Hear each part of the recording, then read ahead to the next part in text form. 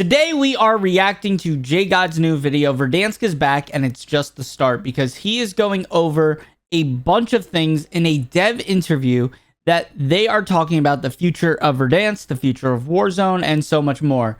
So without further ado, let's get into the video. So we're getting quite a bit of transparency from the Call of Duty developers for Warzone. Just did an interview with IGN where they discuss a few of the hot topics and kind of underlying things that people are concerned about or talking about in the community, whether or not the updates will roll out with certain things, how are they going to handle the casual mode, and various other things. As you can see right here, Verdansk has given Call of Duty Warzone a shot in the arm. So before we get into this video, I know there's some things that people have complained about, that people have said that they want changed and fixed and all this other stuff. I'm going to tell you right now, Warzone as a game is so perfect right now. Yes, there's bugs. I've had little ones happen already where like I threw a smoke and it fell through the map or something.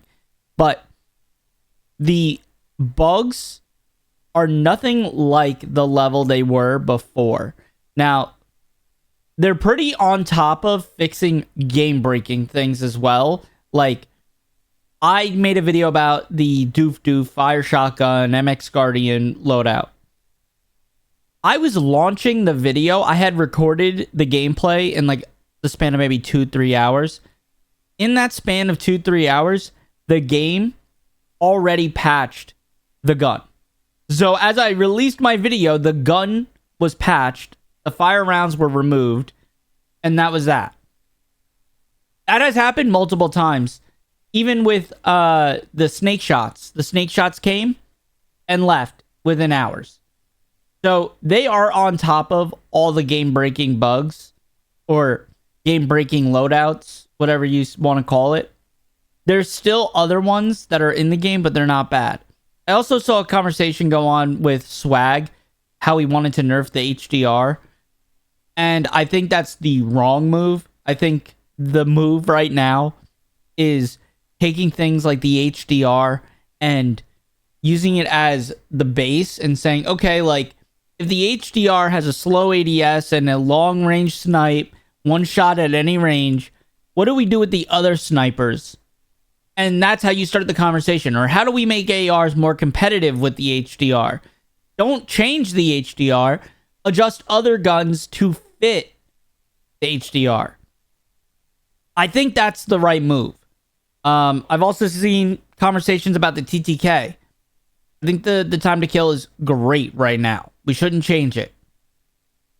Ranked play, you can start adding more health and everything else. Streamers are already trying to make the game more like Warzone 2. Like, not Warzone 2, I should say, but Modern Warfare 3's Warzone. And that shouldn't be the case. We should not be changing the base game. We should be changing the ranked mode to have more health and all this other stuff. Make it like Iron Trials back in the day. But that's my honest opinion. Let's continue the video. And more resuscitated, right? We got the paddles on the chest, and as developers say, it's not going anywhere. So this is in the concerns where I think a lot of people are like, well, how long are we going to get Verdansk? This is essentially a starting point. There's already been some leaks that have come out in regards to potential map rotations, which is a little more viable because it's kind of one of those things where they put out a new small map, Vondel, Ashika, whatever, Area 99, whatever. And people still naturally gravitate, or the majority of players are on Rebirth. I think that we're going to see a similar trend with Verdansk, especially since we've gone through a bunch of maps. Obviously, we have the map that is rumored to be like a ground war, zombie style, Avalon, whatever map called Avalon that was supposed to be the Battle Royale map. So we'll see if that gets integrated at the integration or at March or whatever. I already tweeted about this.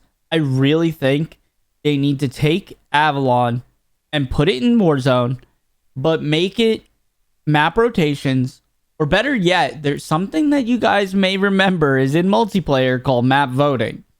Now, I saw some people argue, yeah, but map voting is going to cause people to back out if they don't get the map they want.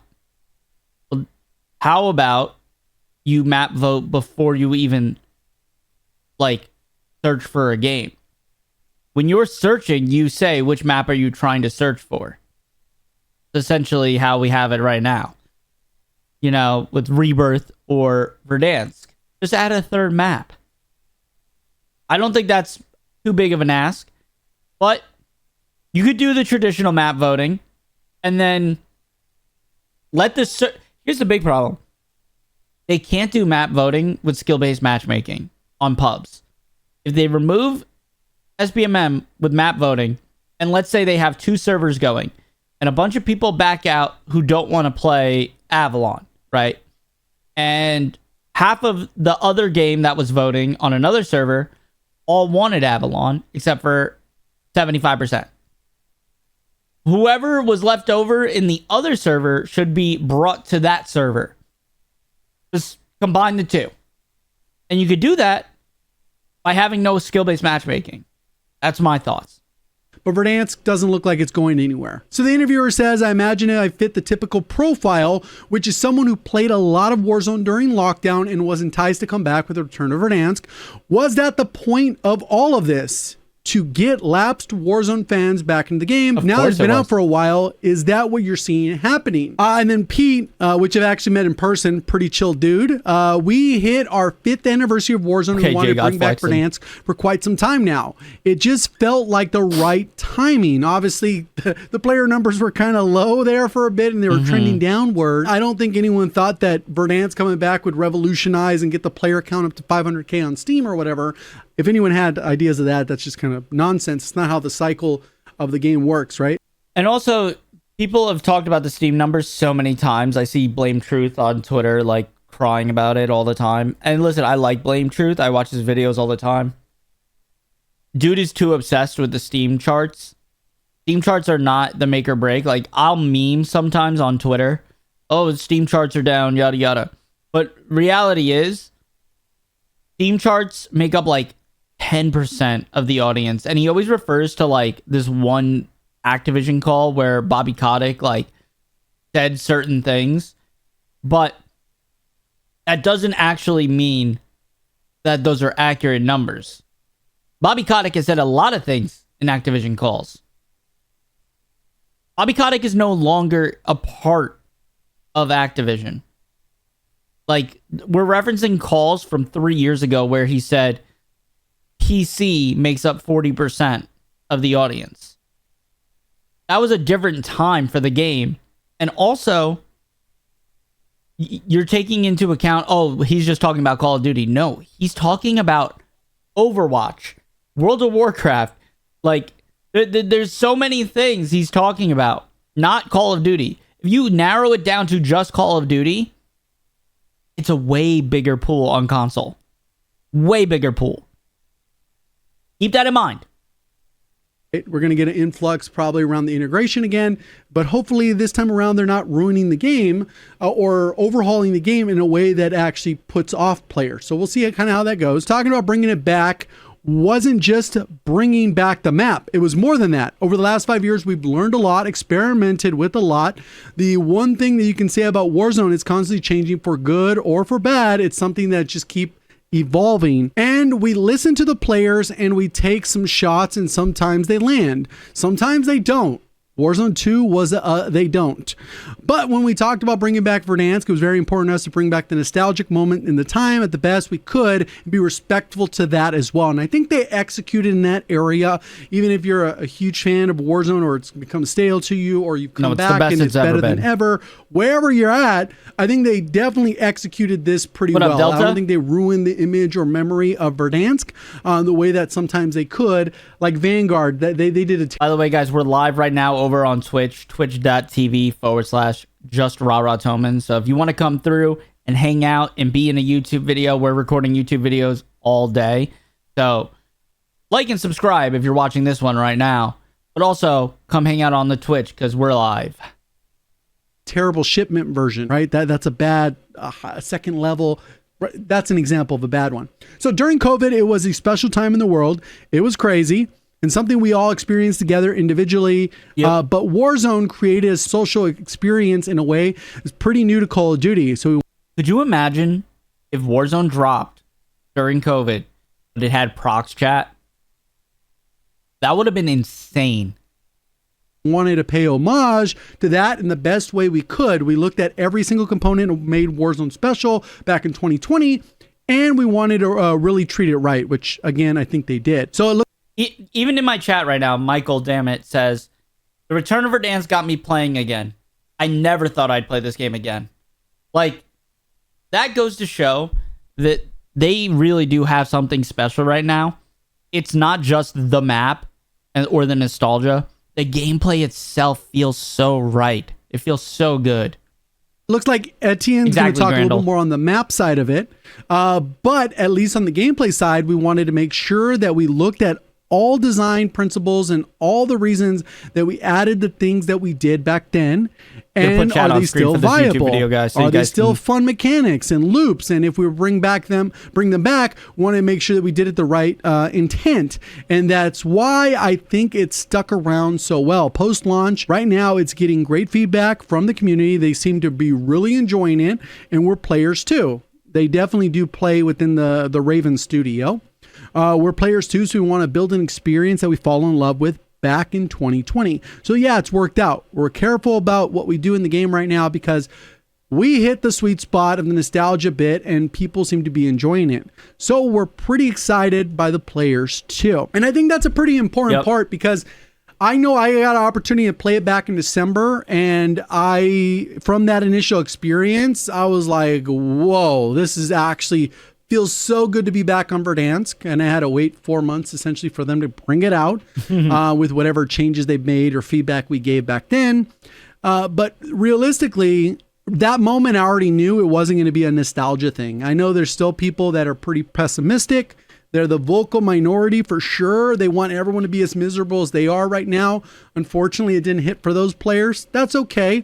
They got in the habit of just being super negative. A lot of people are really enjoying the game right now, and I think a lot of people have figured... I feel like there are a ton of people that just want to be negative because negative energy when making videos just works really well, and it's very easy to clickbait negative things. But the game is in a really good state.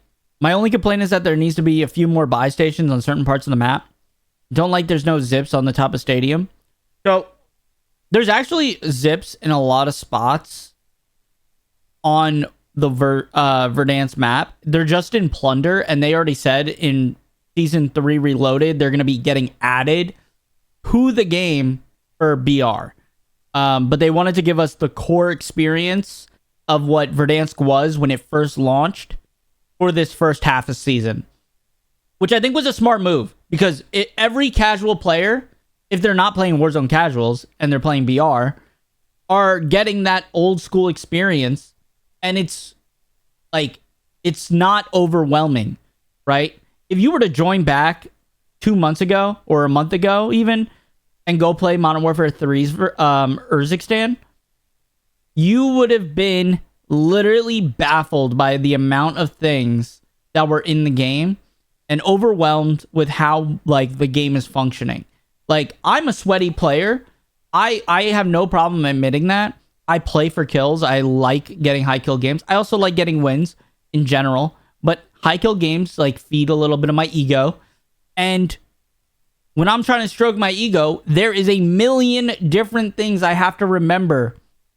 Not just positioning and how, this gun's recoil is, but what are certain points that people will land on me if they, balloon over to me? Where is a good spot to rotate to get different armor vests? To make sure I have a second loadout that has bandolier? To remember that impact grenades... there are so many different mechanics in the old Warzone. So this version right now, it's you sprint, you tag sprint, reload, slide, jump. That's pretty much it. Go for high ground. Yeah, Grandel saying he was overwhelmed. It's exactly that. They've tuned it to the point where it just feels right.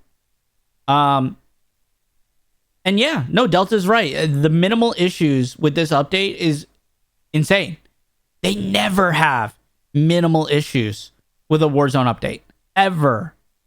Figured out it's much more than nostalgia. Obviously, there's still going to be negatives to the game, positives, and people can have different opinions on different things, and optimistic or pessimistic, whatever. That's perfectly fine. No one's saying any game is ever perfect. No. But I think they managed to execute a sweet spot where they can start from and get the game closer to where we wanted it to be instead of doing the overhaul. Unfortunately, it took 2.5, 3 years to reset the clock and get us kind of But they did it. where we kind of wanted to be. But I have no doubt that, at least from the track record now, what they learned over that time, that they're going to be able to implement a lot of different things that are better quality of life things that we've experienced over the years, whether it's the HUD or the UAVs or whatever, however things work in the game, the kill counter, the ammo, the HUD when you pull, whatever it is, I'm sure they're going to continue and invest in quality of life things without negatively impacting the overall gameplay loop of the game. Like, even the anti-cheat, right? The anti-cheat is at such a good place. Like, yes, there's cheaters. I run into them here and there. I've been playing now it's the 15th. We're going on 12 days. For the last 12 days, I think I've ran into maybe 6 cheaters. At least obvious cheaters for me, right? And I'm pretty good at, like, seeing, oh, that guy's cheating. That's so little. And is it because there's more players playing? Maybe. But I'm in pretty high percent lobbies. Like, I'm in the top 1% of players. So I'm running into the best of the best. And normally, at least in ranked, right? When I played ranked, every match there was a hacker.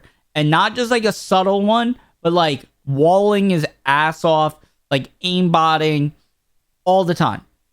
So it's shocking to me to be playing essentially in those same lobbies, because if you don't know, ranked and pubs are the same skill-based matchmaking, just they added a little symbol for you to let you know, congratulations, you're better than most.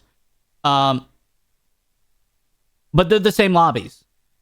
And so dealing with that as an iridescent player, I'm not seeing like as many cheaters as I was. I've seen less cheaters in the last like 12 days than I have in the past in one day. That's crazy. We'll continue to kind of keep it fresh, and we'll just kind of really see what they have to do with the integration. That's still more the red flag. Hopefully they come out and super vocal about what their plans are, so that we can kind of set at ease, like, yes, they're not going to just take this away from us, which is kind of a concern I think a lot of people have. It's kind of like it's too good to be true. And that's perfectly fine. Etienne, he says, we know that gaming in general goes pretty fast. 5 years of Warzone went by really, really fast, and we've tried so many things, but each day Verdansk was still in the discussion and the bucket of ideas. Oh, we'll return to that place someday. Obviously, it's kind of one of those things COD always does. They have the fan favorite maps. They return them. We've seen it with Rebirth. It used to be Alcatraz. We have Shipment, Nuketown in every iteration of Treyarch games. So it's not uncommon. We just got Firing Range back. That was in other Call of Duties. So we're seeing that cycle. COD players tend to like certain maps. Yep. And they'll like them forever. If you're not part of that group, it's unfortunate. I will add to that, right? Something that I feel like these big maps that they've been adding has been lacking is honestly that nostalgia, right? The reason a lot of people like the Blackout map is because when you loaded up Blackout, every POI except for maybe 2 were former like Call of Duty maps that were in Treyarch, right? You had Firing Range, you had Array, you had WDM. Was it WDM in there?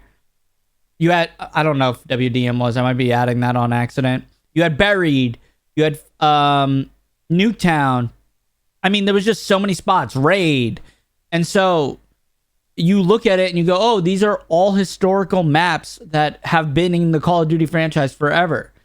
And Urzikstan tried to do that, but they do it way too subtle, where they make a certain part look similar, right? Seatown from Modern Warfare 3 was on Urzikstan. If you ask the casual player, where do you find Seatown? They would have no idea. Hard Hat was on Urzikstan. If you ask a casual player, where do you find Hard Hat? No idea. Because it's not the whole map. It's a small portion of the layout on the map. Even Caldera, like, didn't get that because Caldera had little parts. They had Shipment and Nocturne Toten in the randomest places on the map, like on beaches. And it's like, no one wants a weird POI, right? And then like a small part of that POI is just like a nostalgia bait. You want the POI to be so familiar when you land at it and go, fuck, man, I could stay in this part of the map for the next 30 minutes if I could, but the zone is moving me. That's what you need to invoke. And that's why Blackout did so well and still holds a lot of people's hearts.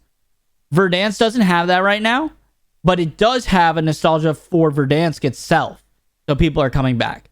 Now, Avalon, that is the new map that's possibly coming, does have that, where POIs are literally named firing range, nuke town, stuff like that.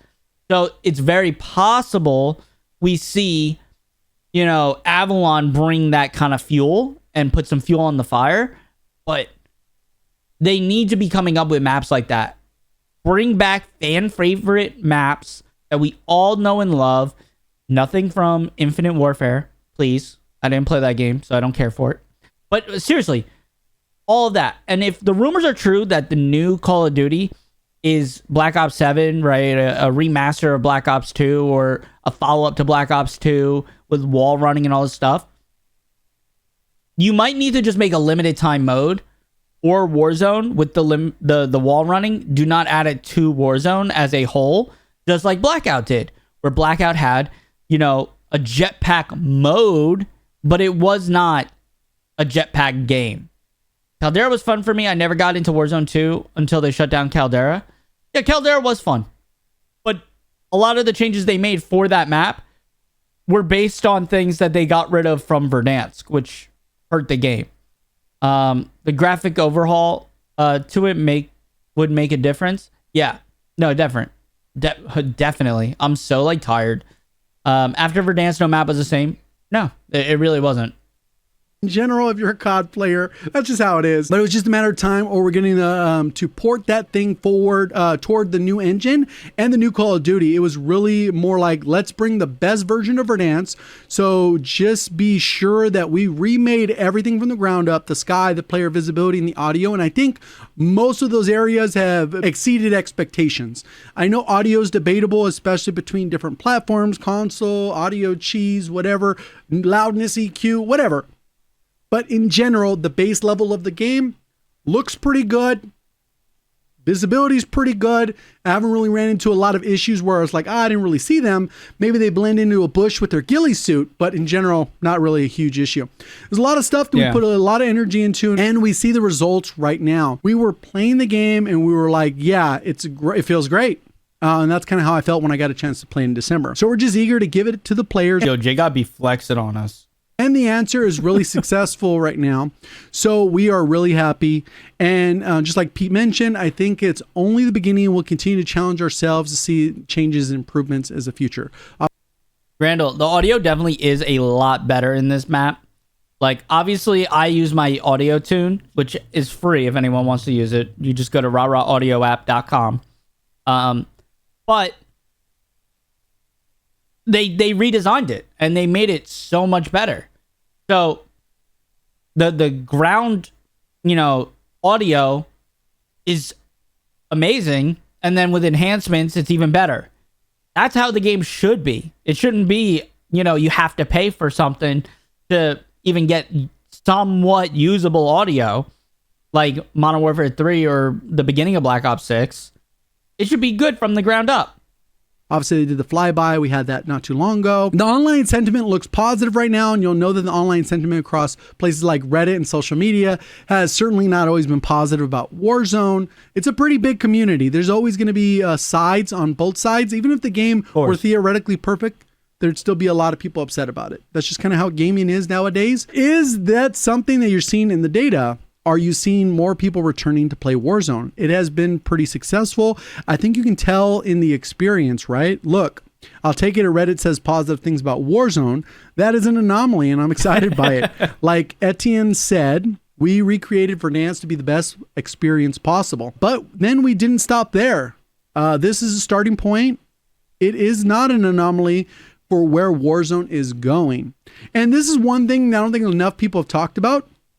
They've reworked a lot of these buildings where maybe there was a window that's been removed, or maybe there wasn't a window. Now there is a window. Yeah, they made a little bit better changes. visibility into places and out of places. Some of the layouts got slightly changed, and there's multiple buildings that have some of their layout changes, and they play better as a result of it. Nothing is jarring either.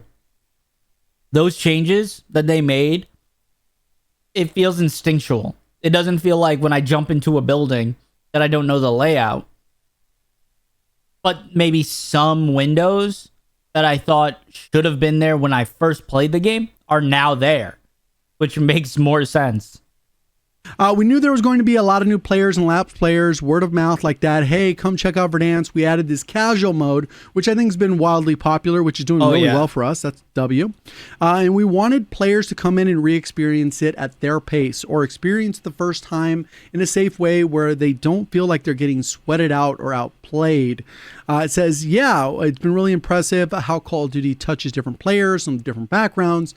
Huge community. It's almost too big, where it's super wide net and people will disagree with each other, and there's still a lot of them on both of those sides, right? Like the one-shot sniping, TTK, Gulag, blah, blah, blah. You can go on and on and on. Zips, no zips, balloons, no balloons. And you can go on and on. We've seen during the pandemic, and we've seen that today. So it's really a privilege to work on the level of successful franchise. We have the approach of we want as many players as we can, which sometimes that can be a negative. Because if you're going after everyone, you're really going after nobody, because you're stretching everybody fucking thin. Nobody is getting that feeling of like, oh, this game is for me. It feels like everybody is getting a little piece, and then they go, I like this one thing, but the rest of the game I could care less. And that's a problem. You're not really targeting your target audience. So sometimes that could be a little bit lost. I don't think that's maybe the wording that maybe they meant, or maybe I'm looking a little bit too deep into that. An example of this is like Escape from Tarkov. They don't make their game for everyone. They make it for a hardcore group of individuals who are uber passionate about their game. Same thing with like PoE 2. Generally, it's for that. And once you get into the community, you're hooked. You're in. I will say, I don't want Call of Duty to ever become a straight up milsim, right? Where I, don't know how many bullets are in my gun, and I need to pause and hide and literally check inside the mag how many bullets are in my gun. And then I could choose whether or not to reload, but I throw away half of the bullets in that gun if I do reload. Like, those are the things I don't want. At the end of the day, Call of Duty is still Call of Duty. It is an arcade shooter, right? Like, I watched a whole video on hip firing, and I think it was very important to watch, and maybe we'll watch it sometime on this channel if people comment enough that they want to see it. But there was a video that was talking about no Call of Duty actually hip fires. And if you look at how you actually hip fire on a split screen, or you're looking at someone else's view, your character's still holding the gun on their shoulder. And then when you ADS, it just comes a little closer.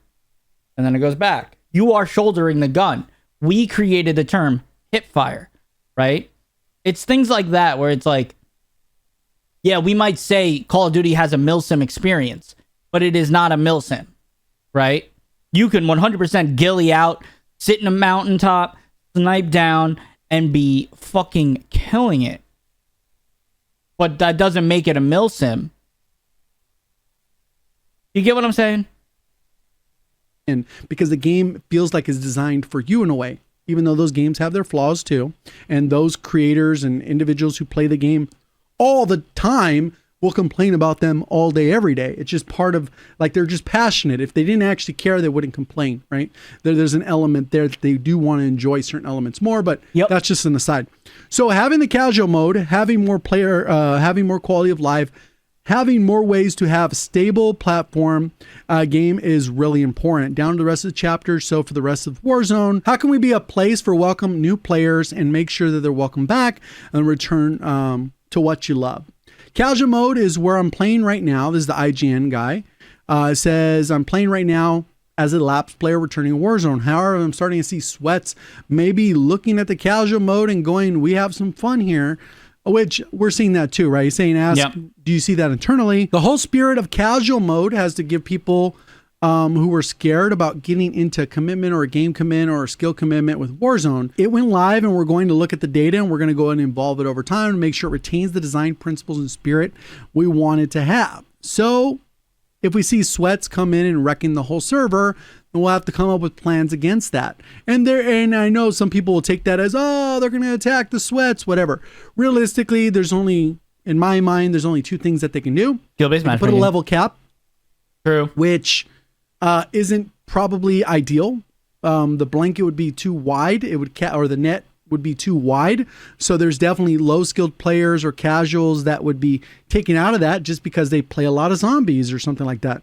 Or a lot of multiplayer, but they haven't really got their feet wet with Warzone to feel comfortable enough to actually jump in. So I think that one's a little bit less likely. And I think what the other thing they can do, they'll just clamp the number of real players in the match. So instead of 28 or whatever the number is, maybe it's only 12. Sweats get in there, it's going to be almost like 99% bots. So realistically, the odds of you running into a sweat are incredibly low. So they'll just mechs on that side. I don't know what they'll do. Pretty new right now, and I think it's giving players that need it right now, and we'll just keep monitoring and evolving it. My thing with Warzone Casual, and this is why I really like it, is it's a way for me to sit back every now and again and go, okay, I just want to play like super, super chilled. I don't want to even think. I don't want to have my headset on, right? And that's when it's really good. It's also really good for leveling guns. Like I'll just jump in and do contracts the whole match, not get a single kill and back out. Or even doing camos. So I don't go after real players. I'm literally going after AI to do my most wanteds, right? To get my gold tiger or whatever it's called. I forgot. Royal tiger. That is what I would do. So, and I don't play it often, but when I do it, that's what I do. So I can't see it,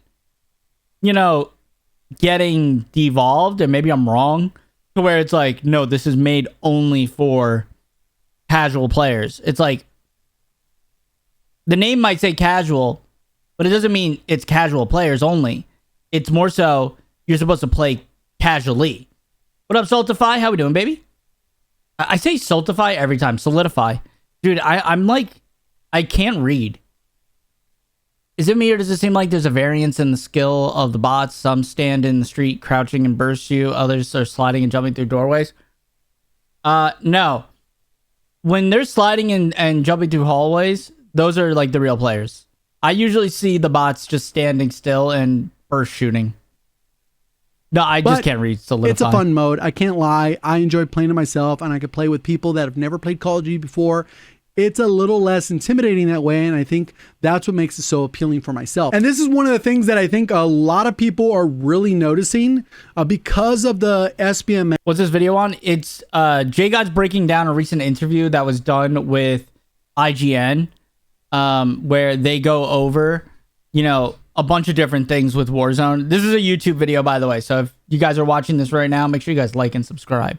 But they're going over everything that is in that interview, from, how many players actually returned to the game modes and so on and so forth. Being such an issue for squad diversity, this has kind of shaken that up and allowed people to play with friends they wouldn't otherwise normally be able to play with. This was kind of a common thing if you play with, if you're a relatively above average player and you have maybe your spouse, your friends, whoever, children that kind of suck at the game. No disrespect, they're new. They just haven't got acclimated. Yeah, let them know. They cannot play with you in the normal lobbies. You go into the normal lobbies, skill-based matchmaking is going to kick in. You're good enough to go against a one-on-one other sweat, but a team of sweats, your team's just going to get stomped. Yep. And that's unfortunate, and that discourages those players. Now, you can go in there, maybe you're still sweating. Maybe you're not, but you're taking it a little bit more easy. You're just joking with your friends. You don't have to be locked in on that to make sure you have the money for a res or all these other crazy things that go through your mind when you're locked in for a real competitive match that is just SBMM driven. And then you can play with those friends and they feel relaxed and they don't feel like they're losers because they're getting stomped in your lobbies. So this kind of removes some of that. And then when you get your quote unquote sweat squad together, then you go into the normal public matchmaking and SBMM's going to kick in, but at least you feel like you're not at a disadvantage trying to carry individuals. And then that gets rid of that little friction that can happen with your friends that just don't want to play with you. And the problem is that friction that he's talking about exists at a level that is so intense, right? Like, it's weird because obviously people two box, right? Where they queue up with one bot account and then one, their sweat account.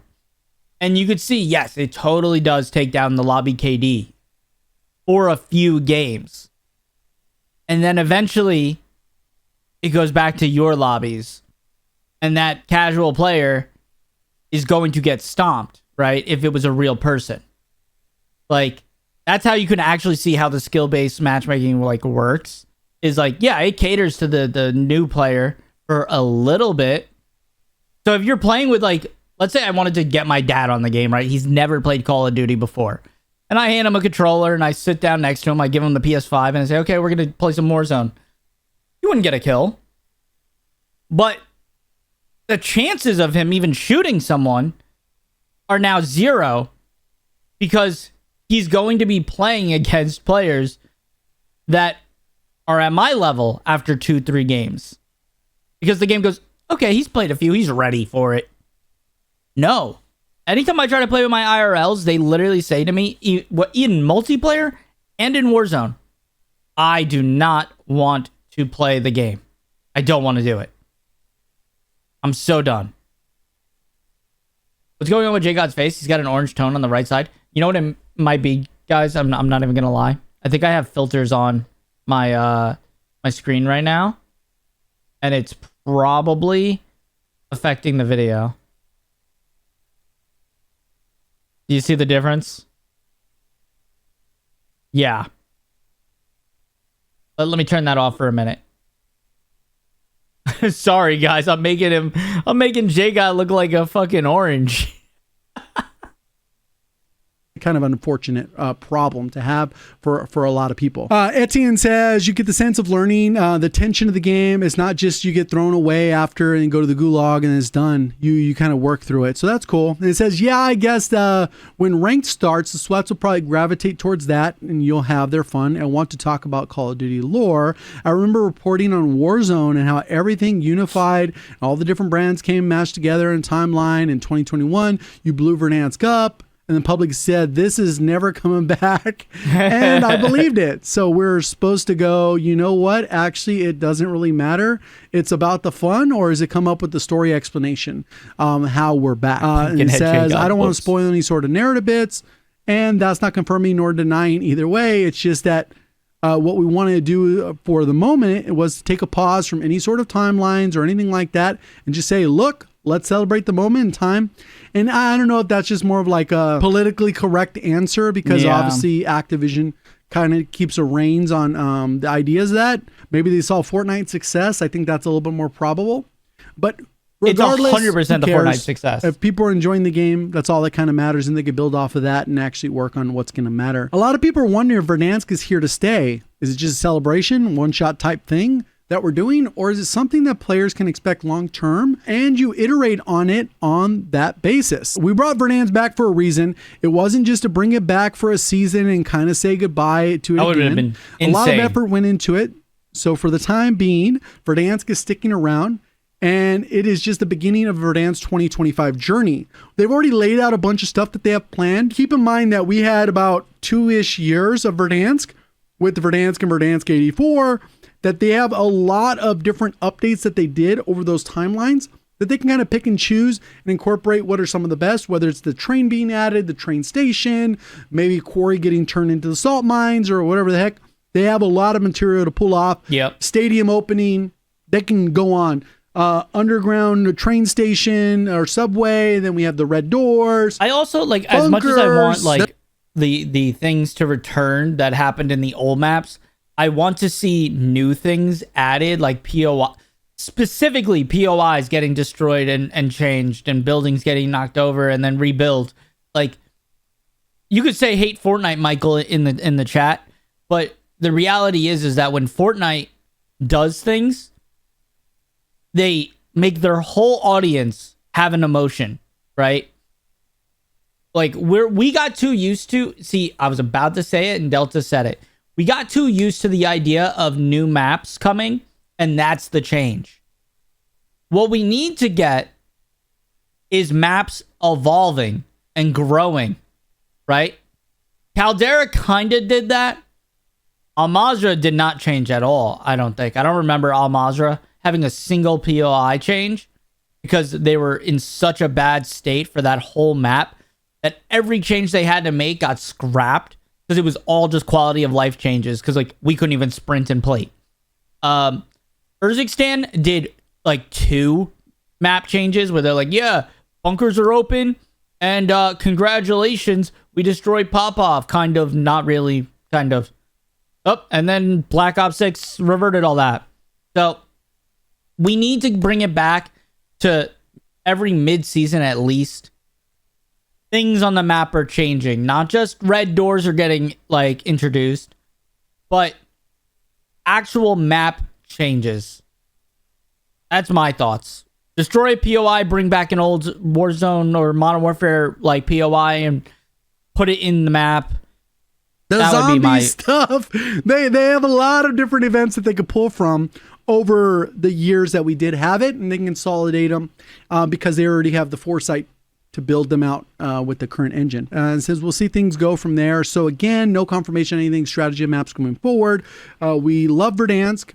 It is a nostalgic map that we loved and it's fun to play on. So we just want to keep investing on it and continue to make it better experience for our players moving forward for at least the time being. I've seen players go back to unlock the Price's ghillie suit from MW2. Now Verdansk is back. Have you seen this? Yes, I've seen that.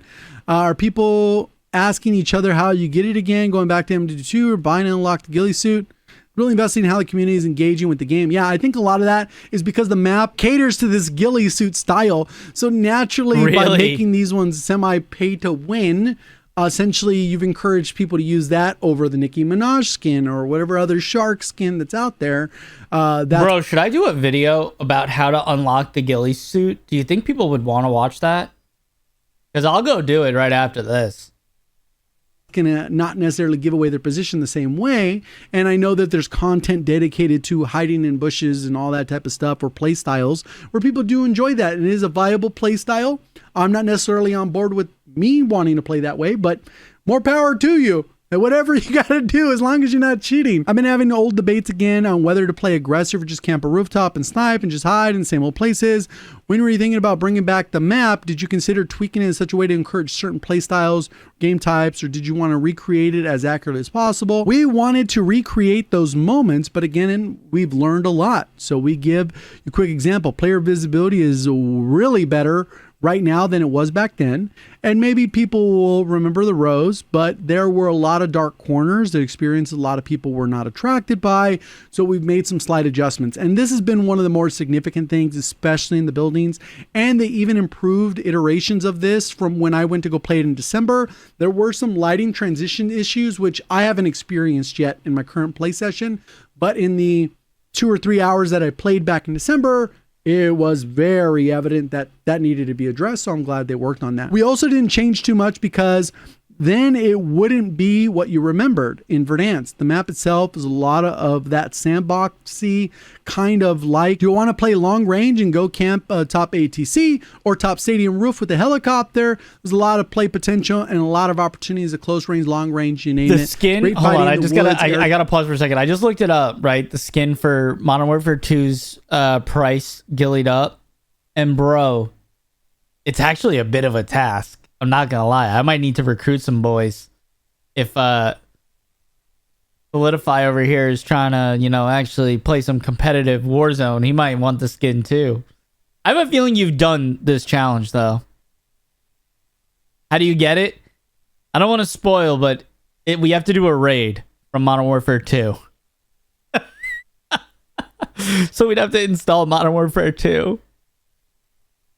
Yeah, you do? Yeah, that's what I figured you would. Do you know what's funny is I did it on my old account before I sold it, so I'm going to have to redo it. Area north of Quarry, south of West Hills, and basically they just leaned into that. And we've also made more impactful vehicles more impactful, as we had to remove things like they were low-key beacons and a lot of other fast travel mechanics to make rotations a little bit more difficult, which made you think of, how do I want to move with my team, and what kind of weapons do I need to carry, what kind of sort of equipment do I need to carry. True, Sniper. I don't think I have to do it on the hardest mode to get that. And even a trophy system. All of the things might look individual things, but they compound together and really form the experience. They really do. I think we've definitely noticed this one more. I've used vehicles an insane amount more than we did in the previous iterations, with all the balloons and zips and all the craziness that allowed for that fast mobility. I wanted to get some insight into the TTK and how you approached what you wanted to achieve there for Verdansk coming back. It feels shortened to me. But exactly what happened there, and why did you make the changes you made? This one's a pretty interesting one, right? It says, comparatively to last year, Urzikstan year, or to the past 2 years, it is faster TTK.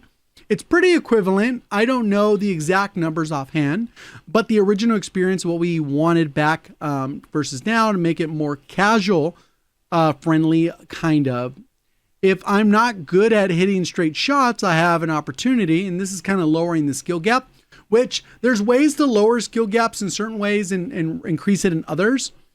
There's also a lot more excitement, like, oh, I have an opportunity to get a kill, which I still firmly believe, and Solidify in the chat, right? He can fucking attest to this. Skill-based matchmaking and everything else, yeah, it makes the player base, right, feel protected and everything else. So there's things already put in place to make the good players, sweat more, and the casual players more safe. And the TTK being a shorter TTK, right, may make you feel as a sweat that the game is harder. But I think there's a few positives and negatives, right? Positives is that makes players come back, right, and don't feel punished when they don't get kills. 2, I think the feeling as a sweat when I do get a win, right, knowing that all this shit's working against me, makes the win feel more rewarding. And then the final thing that I'll say is that although it's like what you just said, hinders outplayability for players, but gives everyone a chance to get a kill, there is the option that in the future, ranked play could change that. That the base could be a longer TTK and have that feeling. Because at the end of the day, everybody looks at pubs and says, when ranked play is out at least, they look at pubs and they go, it's just pubs. Like, yeah, it's fun. You can get YouTube videos, but no one takes it seriously compared to ranked play, where we're 3-stacking. Everyone's running meta weapons 100%. There's not a chance someone's using an off-meta gun. And we are, nuts to butts, moving across the map, pushing from different angles, pinching. Like, there is strategy to that. So you need a longer TTK. Because you can't have things like impact nades, blast traps, and all this other shit when all it takes is, blowing on you to kill you when you have 3 sweats. There's no way I should come up against, Rated, and I just shoot him once in the back and he's dead. I got no problem admitting Rated is a better player than me. And if he's stacked up with a group of guys, right, me 1v3ing shouldn't happen. But it could in this current form of the game. The worst player could kill the best players. So I think that's the one thing we need to keep in mind is pubs are pubs. And right now it might feel like it's weighing us down, but that's because there's no ranked. And hopefully they are listening to us, which I think they are, right? I think they're listening very closely to the conversations going on that everyone's saying it. We've seen this situation where everyone wants the game to be just how it is right now. Let's not throw that away because, you know, we want kills to feel harder to get for casual players. No, let's just change the ranked mode where most of us are going to go anyways when it comes out. If the TTK is too high, everyone feels like bullet sponges, but it's really like a skill issue, right? So they want less of those issues, which I understand. That being said, it's not like we're trying to remove the skill from the game.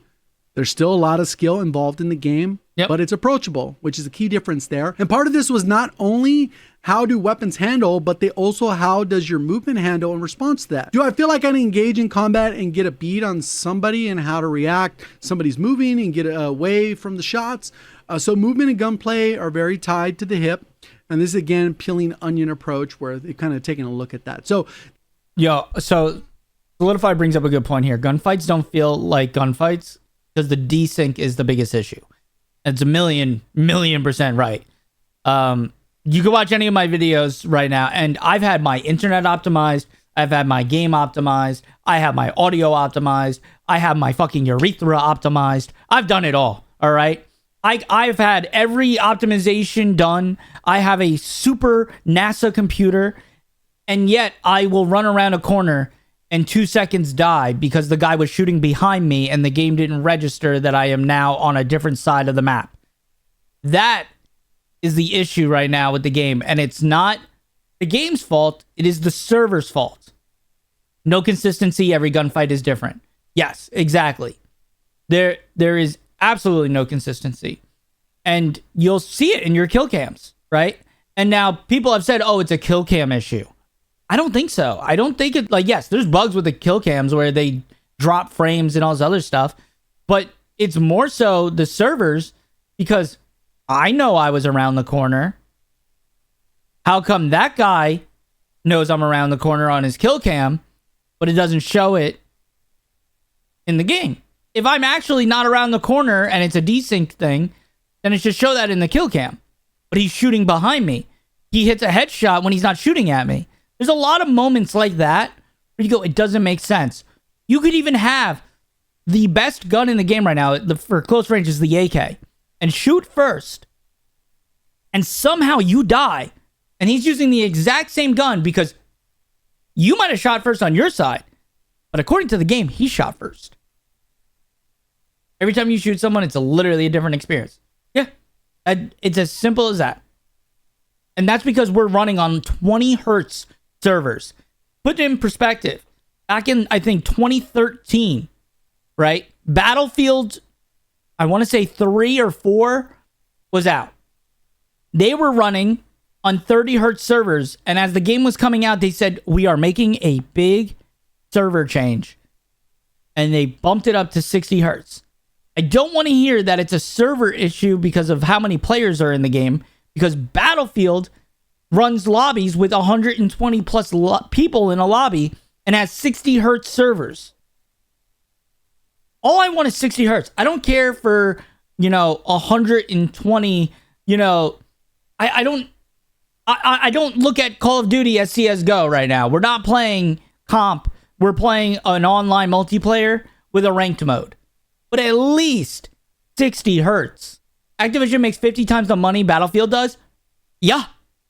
And yet we're throwing the money at, I don't even know.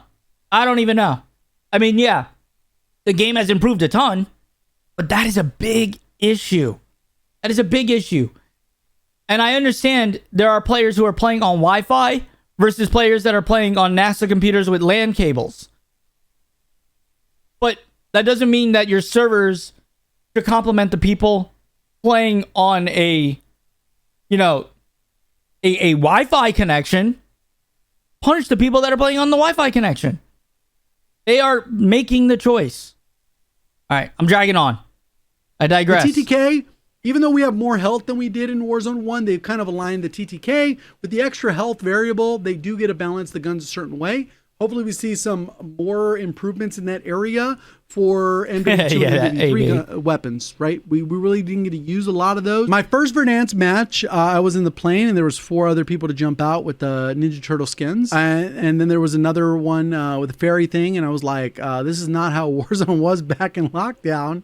Was this on your guys' minds? We're rethinking and rekindling the feeling as it was back then, when some of these crazy skins weren't so prevalent in the game. Did you ever think of a point, actually just for the relaunch, at least at the start, we're going to limit the milsim military simulation stuff, or some of the stuff that people remembered or just never a consideration? We talked about everything. We left no stone unturned, but we wanted to create the best version of Verdansk possible. And part of that is understanding the reality that we're in Black Ops 6 years. So at the end of the day, we're dealing with differences in loadouts, weaponry, and even operators. We tried to pay homage to pay off some spirit of the nostalgia, play off some spirit of the nostalgia experience as best as possible. But our intent was never to be a facsimile. We didn't just want to copy and paste it of the old experience. It was supposed to be the best version of Verdansk in Warzone to date. Part of that, respecting players' purchases as well. So unfortunately, we'll probably never have. They can't get rid of people's purchases. Good if you buy them, but maybe a toggle feature in the future. I don't know. Etienne, I remember sometime with my friend, we were like, yeah, today we're all gonna buy a different turtle, and then we wanted to be the 4 turtles winning a match. It's pretty crazy. So I think having those possibilities in front, that's not something I would ever do or advocate for. Yeah. But people doing that makes sense.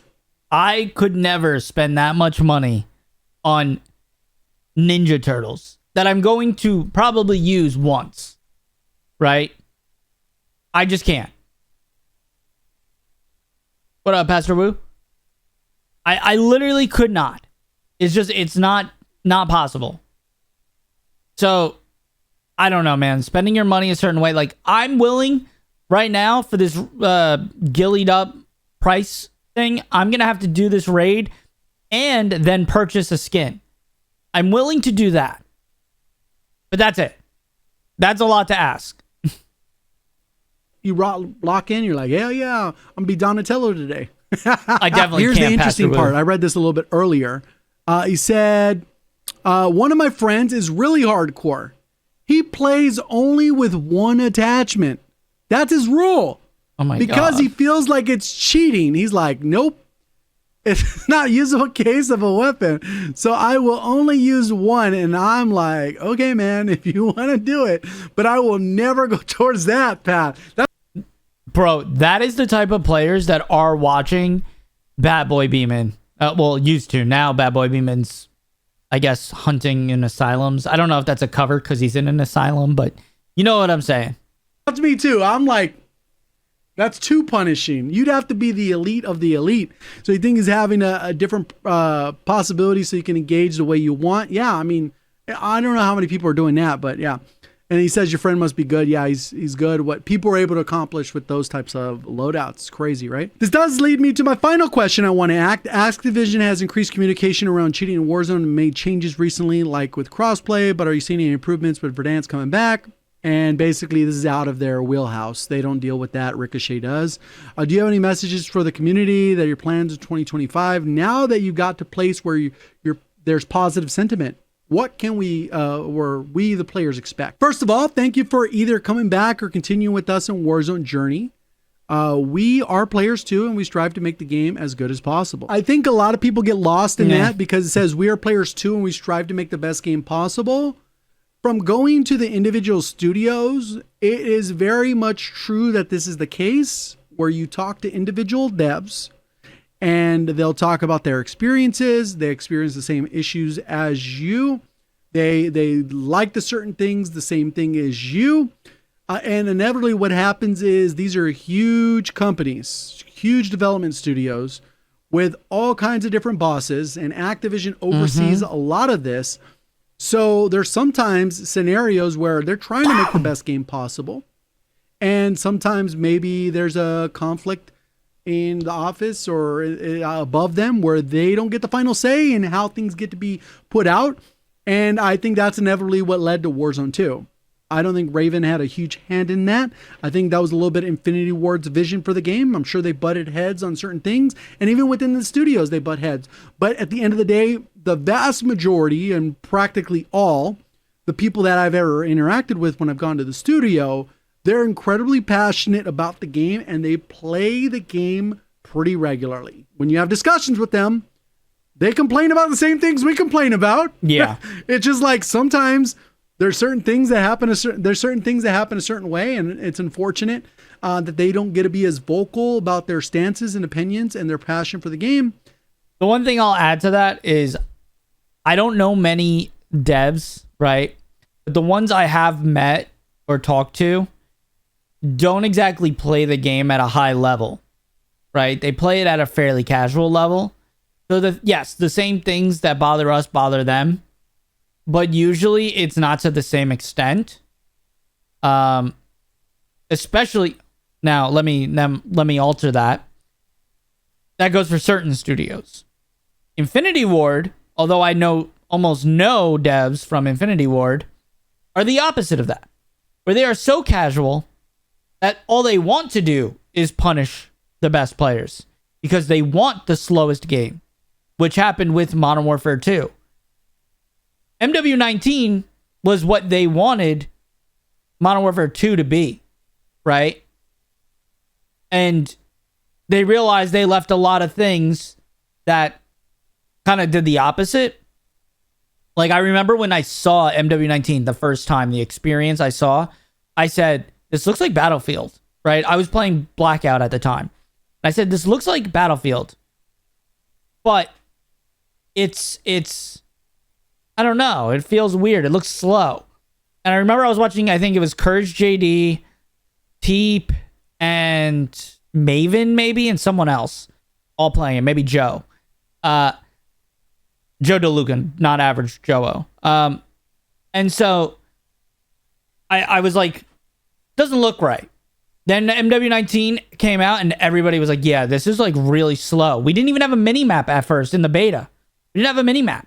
We had to ask for the mini-map back.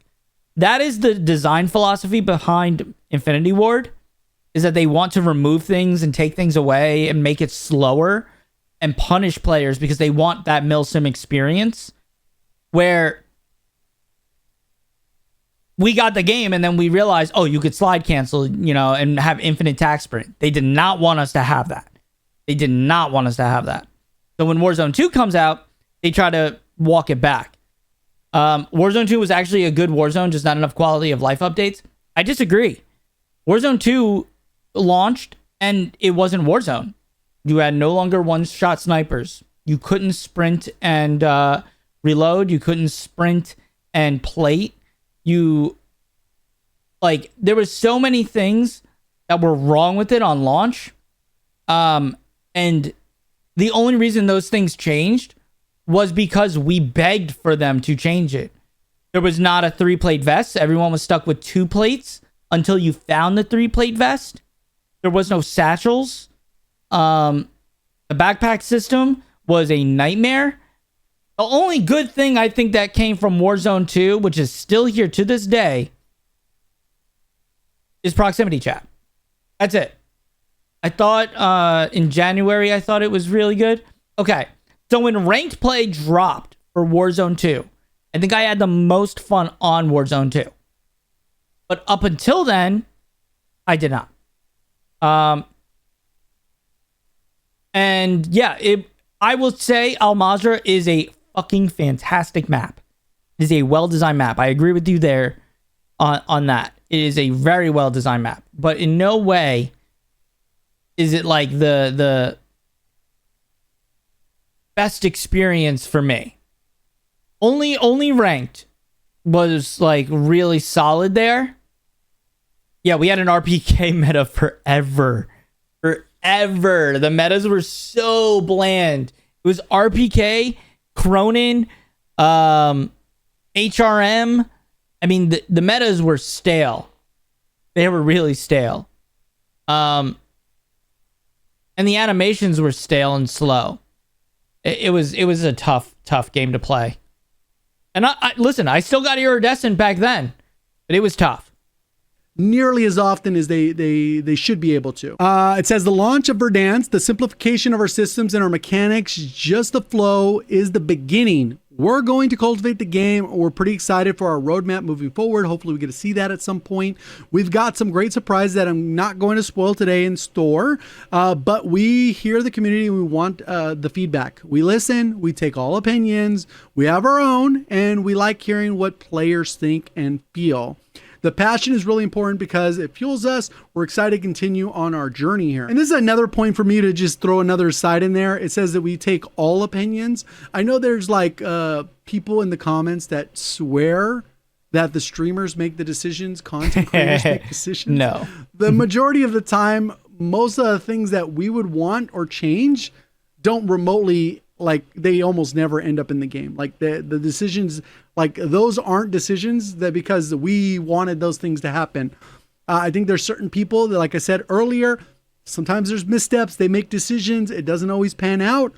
But the vast majority of the time, like it's nothing that was the game would look insanely different if that statement was true about the streamers and the feedback and all that. We would never ended with Warzone 2. I don't think anyone wanted Warzone 2.